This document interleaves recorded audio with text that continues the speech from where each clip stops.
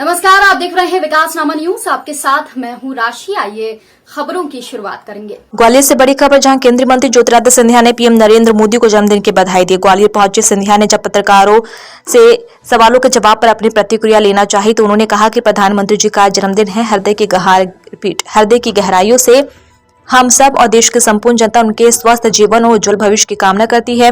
जिस प्रधानमंत्री ने इस देश का वर्चस्व विश्व पटल पर उभारा है, हम सब गौरवान्वित है कि हमारा देश विकास और प्रगति के पथ पर अग्रसर हो रहा है। उनके जन्मदिन पर बधाई स्वीकार करने के बदले वे सदैव देश की जनता को कुछ न कुछ सौगात देते हैं और आज हमारे महान भगवान विश्वकर्मा जयंती के अवसर पर 13,000 करोड़ रुपए की केंद्र सरकार की योजना है। जिस वर्ग को 75 वर्षों में कोई महत्व नहीं दिया गया था, कोई प्रोत्साहन नहीं दिया था, उस वर्ग को भारत के पटल पर नहीं विश्व पटल पर उजागर करने के लिए इतनी अहम और महत्वपूर्ण विशाल योजना प्रधानमंत्री जी लेकर आए हैं।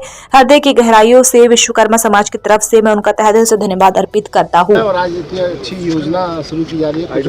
प्रधानमंत्री जी का आज जन्म दिवस है। हृदय के गहराइयों से हम सब और देश की संपूर्ण जनता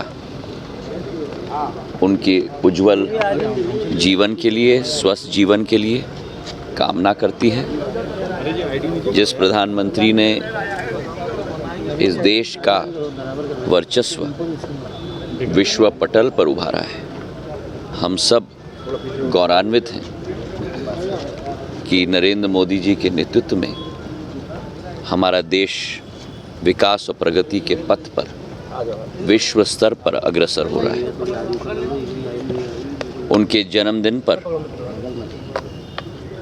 बधाई स्वीकार करने के बदले वे सदैव देश की जनता को कुछ न कुछ सौगात देते हैं और आज हमारे महान भगवान विश्वकर्मा के वंशज विश्वकर्मा समाज के लिए जो 13,000 करोड़ रुपए की केंद्र सरकार की योजना,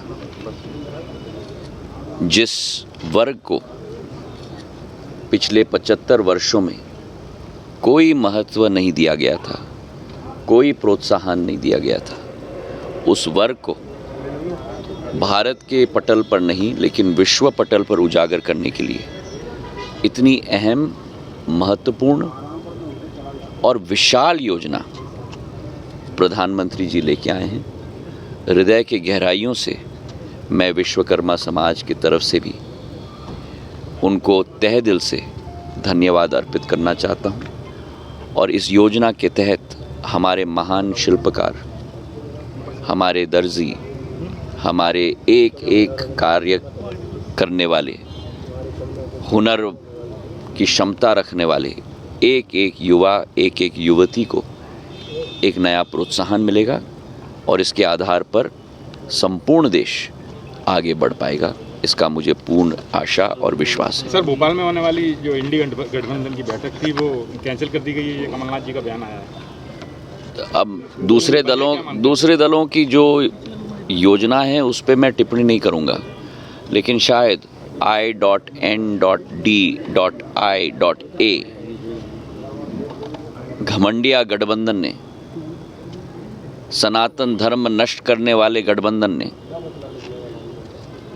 भ्रष्टाचार व्यापक रूप से पूरे देश में फैलाने वाले गठबंधन ने, तुष्टीकरण के गठबंधन ने, परिवारवाद के गठबंधन ने ये आभास कर लिया कि जनता का आक्रोश उनके प्रति व्यापक है और शायद इसीलिए ये कार्यक्रम उन्होंने निरस्त किया। देर आए पर दुरुस्त आए। भगवान ने सद्बुद्धि उन्हें पूर्ण रूप से दिलवाई और आने वाले दिनों में भी जो जनता का आक्रोश इस I.N.D.I.A गठबंधन के प्रति होगा, जिस गठबंधन ने ये ठान लिया है कि बापू महात्मा गांधी के सनातन धर्म को समाप्त करने वाले हैं, और जिस गठबंधन का ये संकल्प होगा उस गठबंधन को समाप्त करने का कार्य देश की 140 करोड़ जनता स्वयं करेगी। बहुत बहुत धन्यवाद। पत्रकारों को बैन किया गया है सर, 14 पत्रकारों को भी इंडी गठबंधन ने देखिए, प्रजातंत्र के चौथे स्तंभ के साथ ऐसा खिलवाड़ करना, ऐसा भेदभाव करना, संविधान के निर्माता के प्रति ऐसी अभद्र भावना रखना, ये कांग्रेस पार्टी के डीएनए में है। जिस कांग्रेस पार्टी ने बाबा साहब अंबेडकर को चुनाव में हरा दिया, जिस कांग्रेस पार्टी ने बाबा साहब अंबेडकर के चुनाव हराने वाले व्यक्ति को पद्मश्री दी, जिस कांग्रेस पार्टी ने आज प्रजातंत्र के चौथे स्तंभ के साथ ये सौतेला व्यवहार किया है, संविधान नष्ट करने वाले बार बार अगर कोई है तो वो कांग्रेस पार्टी है। जन आक्रोश रैली निकाल रहे हैं, आपके जन आक्रोश रैली उसका तो जवाब दे